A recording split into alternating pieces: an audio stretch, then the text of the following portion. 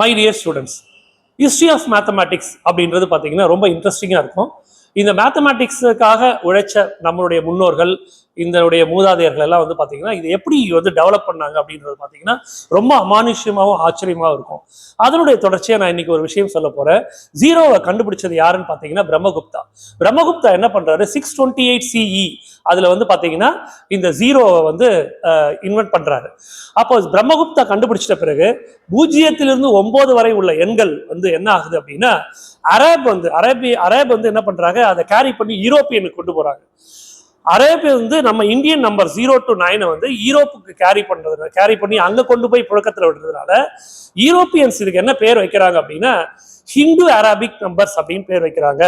எவ்வளவு ஆச்சரியமா இருக்கு பாருங்க. நம்மளுடைய இன்வென்ஷன் எல்லாமே வெளிநாட்டுக்கெல்லாம் போயிட்டு யூரோப்பியன் கண்ட்ரீஸ்க்கு எல்லாம் போயிட்டு அங்க இருக்கிறவங்க நம்மளுடைய அந்த இன்வென்ஷனை போற்றி பாதுகாக்கிறதுன்றது எவ்வளவு பெருமையான விஷயம் இல்லையா?